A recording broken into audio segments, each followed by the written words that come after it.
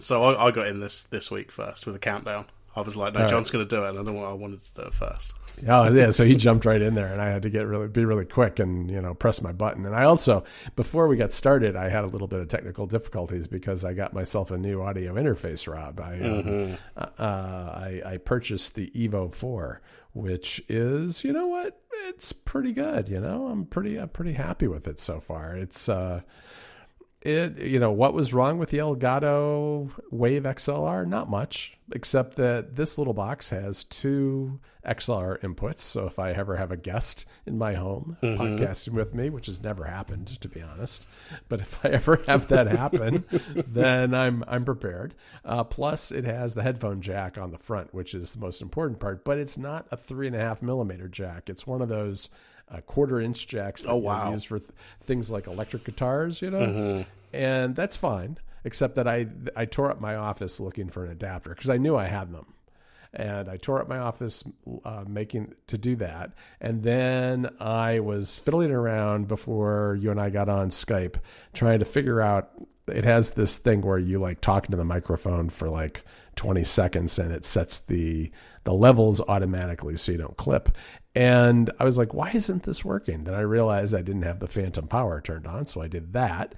And then by the time you and I actually got on the phone, I could hear you, but just barely. And the problem was I had the volume turned all the way down to like a 1 out of 10. So I don't know. It's been one of those days, Yeah. Yeah, I guess. This is a really nice bit of equipment, actually. I think it was connected. They mentioned it first, and I was like, oh, yeah, this looks really nice. I mean, I'm not in the market for any more audio equipment, but this is a nice little... It looks nice. It looks like a nice quality bit of hardware. Yeah, it really is. I mean, I got it because, as I said, because of the way the headphone jack works, and because I was really tired of... I used the sound device... I've used sound devices equipment for a while, and it's pretty good. And I've used the Tascam, which is that what you have? I think you have that, right? The Tascam USB drive thing? No, I don't have that. Oh, I thought you No, did. I have an absolute Rube Goldberg machine of cables and God knows what going into monitors and speakers. I don't know how it works, but I just don't touch it. All right. Well, that makes sense. Fair enough. But yeah, I kind of got tired. More than anything, I was tired of plugging my headphones into the back of the audio interface, which sounds like one of those, very first world problems. And it is, I suppose. But on the other hand, I do that several times a week for recording various things and then editing. So it's just nice to be able to yank it out from the front. And then I think what I'm going to do is, I was telling you, I'm going to start unplugging this thing because these audio interfaces generate more heat than you would expect. And I live in the South now, and keeping the heat down in this office is important to me because it can get a little stuffy in here when I turn off the air conditioning and start recording. Yeah. So there's that. Rob, I played a game that wasn't the best game in the world, and I did it for work. The Samba de Amigo. Party to go. Party to go. And you know why it's to go? Because it's available on the iPhone and the iPad. It's on Apple Arcade. Sure. It's on the Mac. It's on the Apple TV. It's on the iPad and the iPhone. And I would say it's a mixed bag. It's one of those typical rhythm games where you're trying to tap or use a controller to time, various inputs with the music as something on the screen shows you where you're supposed to tap. And that can be fun. It's got 40 songs. They're all like, it's a wide range of music, everything stretching back to Karma Chameleon by Culture Club to, the latest hits, I guess. And supposedly there's going to be more songs added, more features and all that stuff. I found the experience of playing a rhythm game with my fingers not super satisfying because you really have to use 2 hands, and on an iPad that means putting the iPad flat on a table and hunching over it, which is kind of uncomfortable. And with a phone, I have the big phone, the Pro Max, and that was a little awkward too because you have to be pretty quick and nimble, so that was a little awkward. And on the phone, it doesn't work with controllers, so I tried plugging in my Backbone One and my Razer Kishi, and neither of those worked. But it was fine using a controller on the Apple TV. That was actually pretty good because I got the Xbox controller, and the way you kind of tap out the rhythm is with the thumbsticks. It's a circle with 6 dots, and so basically you're moving the thumbsticks kind of into the corners and straight out in rhythm to the music in various patterns, and it's fine. I mean, it's not that it's a terrible game. I'm not a huge fan of rhythm games to begin with. And this one, I think, as I was telling you, I think it's telling that this game is out on Apple Arcade, Switch, and later this year on the MetaQuest, which is not exactly the top tier in terms of consoles and stuff. So I feel like if you told me that was the places that this game was coming out, even without telling me what the game was, I'd be like, okay, yeah, it's not a game for me. Like I already kind of know that, like, if we're not at least getting it on Steam or some equivalent or PS5 or Xbox, it's not for me. And it came out on a Tuesday. I mean, what's with that? What games come out on a Tuesday? Not the big games, that's for sure. No. Maybe they were hoping it was a slow news day and we could get some more press for it.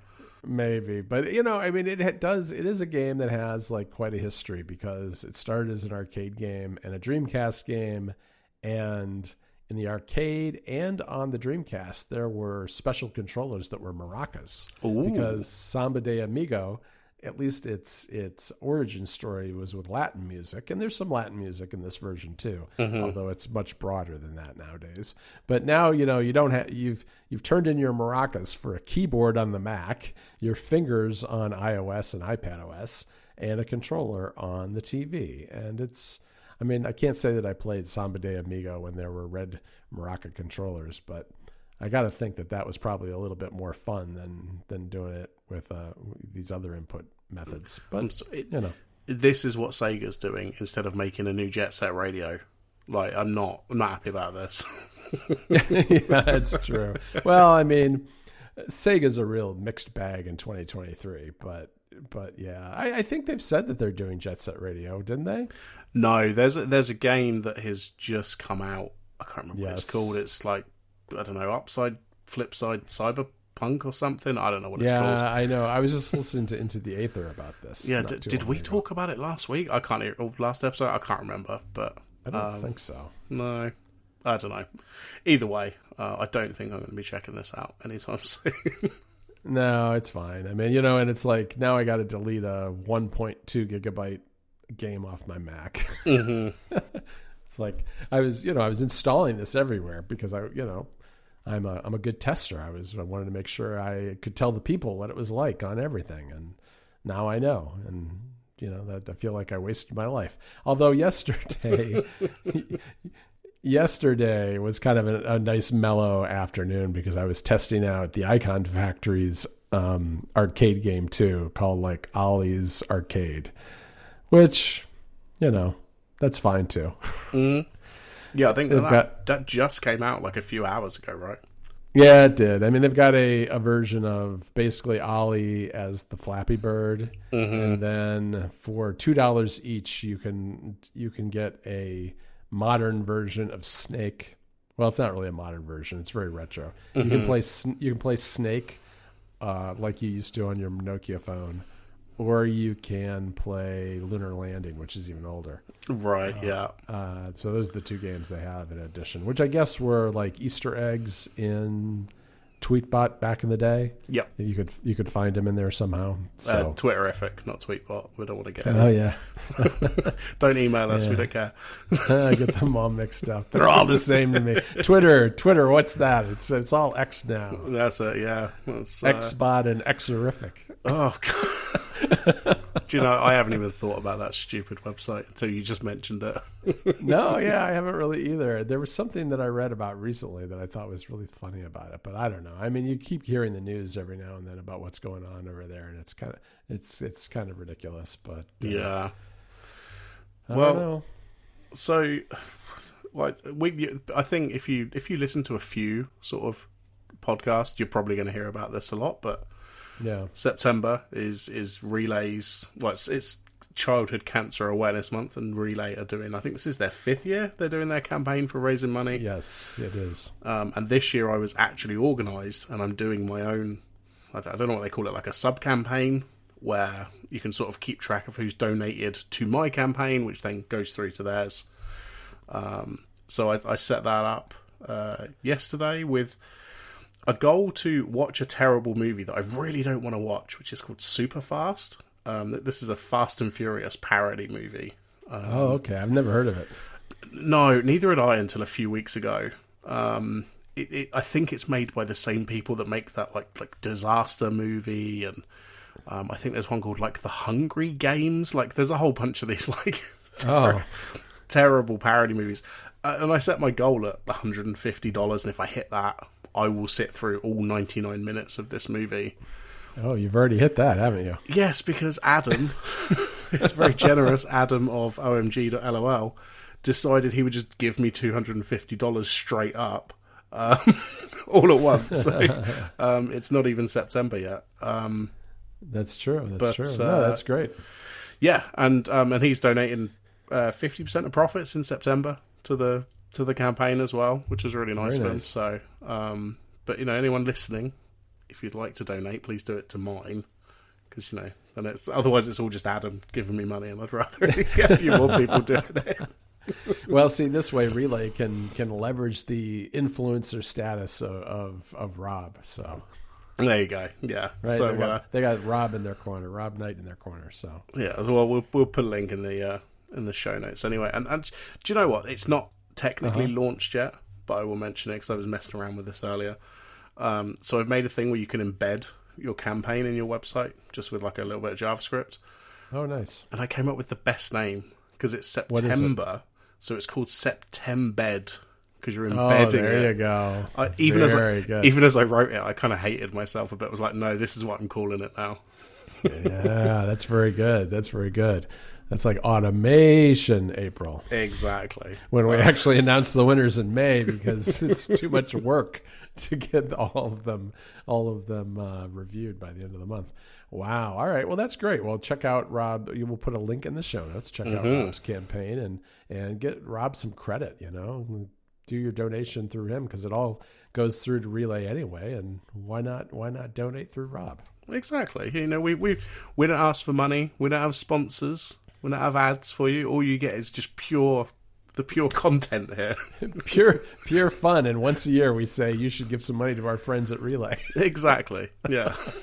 Yeah, good idea. And I wrote an article about it on Mac Stories, as I have in the past. So that is there too. But I would say I should sneak a link to Rob's campaign on the Mac Stories story now that I'm thinking about it. And just switch that around and just funnel all that traffic to Rob. But, oh yeah.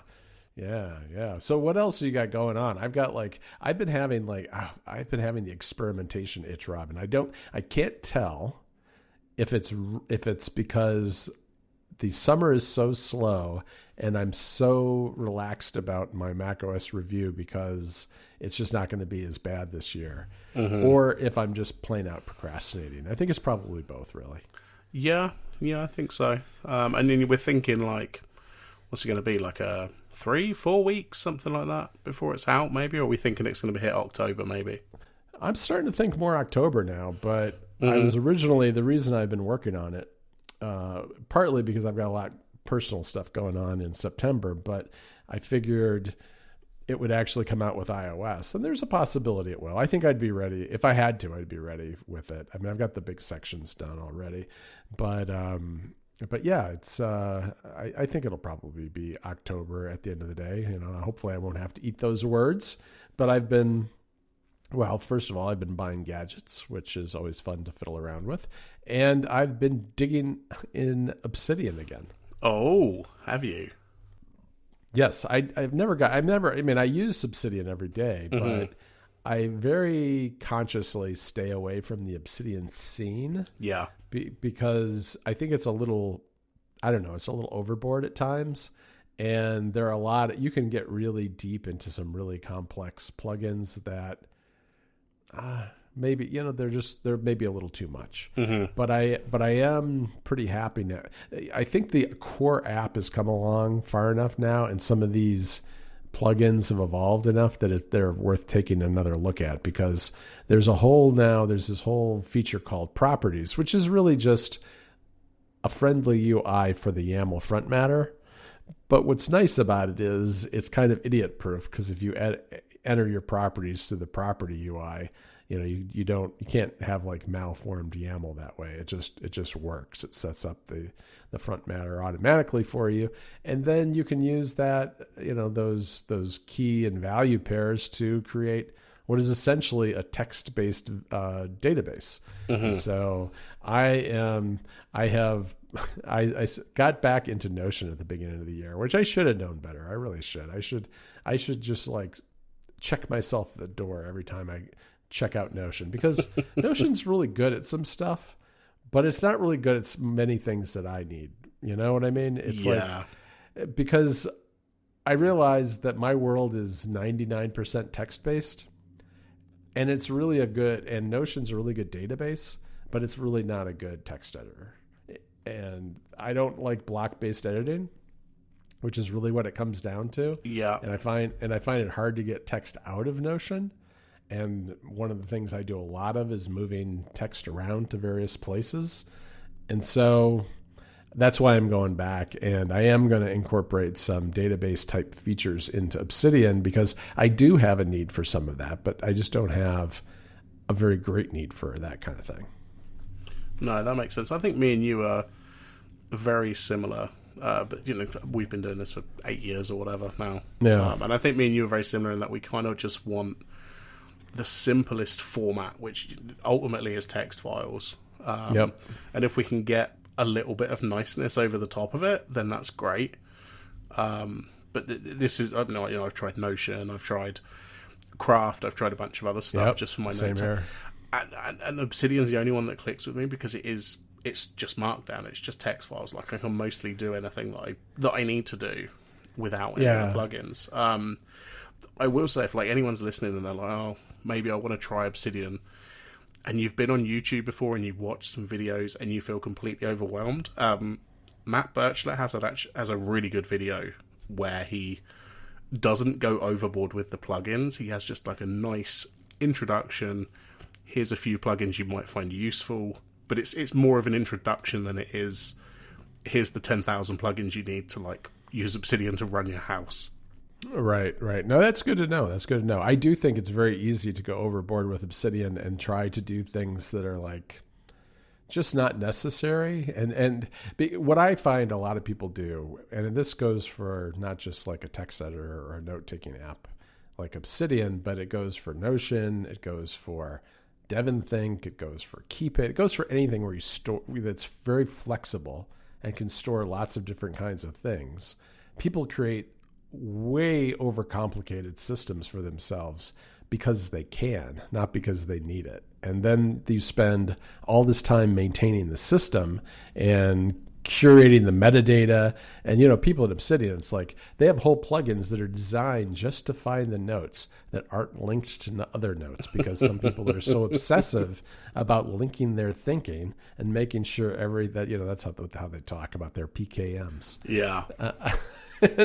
And they're so obsessive about it that they want to know if they have an orphaned node in there. And if you look at mine, 99% of them aren't linked to any other node. I mean, I just don't do that. But for me, it's more of a text editor than it is some kind of elaborate system. But I do have some needs, some relatively simple database needs. So I'm definitely going to look into that a little bit more and do some other things. I think... I think it is, to me, with Obsidian, there is just enough flexibility that you can make it really anything you want. And it just requires a little bit of time and effort. And I think that video that you mentioned is a good one. Another good YouTuber is From Sergio is the name of the channel. Pretty good Spanish guy, I think, who does a bunch of videos on Obsidian. They range from very simple ones like learning about Markdown and YAML and what all those things are, to more complex ones for creating databases and such. And here's a preview. David Sparks has a course coming out tomorrow that is really a starting from scratch type of course for people who haven't ever used it before. So there, he goes through all the basics and some of the popular plugins and stuff like that. Excellent. Yeah, no, I think I've watched some of this Sergio guy's videos actually. Yeah, he's quite good. I mean, I think that because he goes very fast, which I kind of appreciate because you can always kind of back up and rewatch sections. But I think he does a nice job of kind of mixing it up between simple stuff and a little bit more advanced. So, I mean, and he doesn't get too deep into the, kind of the, I think I was going to say that Obsidian is cultish. That's overstating it a little bit, but even Obsidian has something that if you have an app, if you make an app and you put on your website that you have a manifesto, I tend to walk the other way because I just from experience have found that those kind of apps tend to be a little bit much in terms of being an opinionated app, and it rubs me the wrong way when some company has a manifesto, and Obsidian does, and I don't like that, but I do actually pretty much align with most of the way they approach software, the idea of having local copies of things and having kind of very, very transparent, easy to use plain text files and all that kind of stuff. But yeah, you can. Notion's a deep rabbit hole, really, as when it comes down to. And a lot of people don't like that. I guess that it's built on web technologies, but that's actually in a lot of ways what makes it so powerful. Oh, absolutely. Yeah, I mean that makes it way easier for people to build plugins because there's way more people that know JavaScript and just general web tools than there is, if it was native iOS or whatever Android runs on, Java, I guess, that is what makes it way better. Yeah. And the thing about it is, too, I mean, it's both a strength and it's a curse in the sense that somebody could make a really malicious Obsidian plugin and just swipe all your data very easily because they have access to plugins. Just have unlimited access, from what I understand from talking to developers, and that's why they have a community plugin system where they get kind of checked over and approved by the Obsidian team. Because I don't know, I mean, I have installed plugins that weren't an official Obsidian community plugin, but you do have to be kind of careful with that stuff. Oh yeah, definitely. When someone running some random JavaScript on your Mac. Definitely not. Yeah. So, but it's it's fun stuff. But so I'm digging back in. I've been watching Sergio a lot. Yeah. in the evenings. Yeah, like I say, I think I've come across a couple of his videos, and you're right, that was a really good recommendation as well. So we'll make sure all of that's in the show notes. Yep. All right. Well, good. Cool. I think probably wrap it up for this week. Sounds good. All right, and we'll speak to you in a couple of weeks, I guess. All right. I will. Before you know it, we'll have iPhones to talk about, Rob. So get yourself ready. Oh yes, I'm so ready. All right. I'll talk to you later. Speak to you later.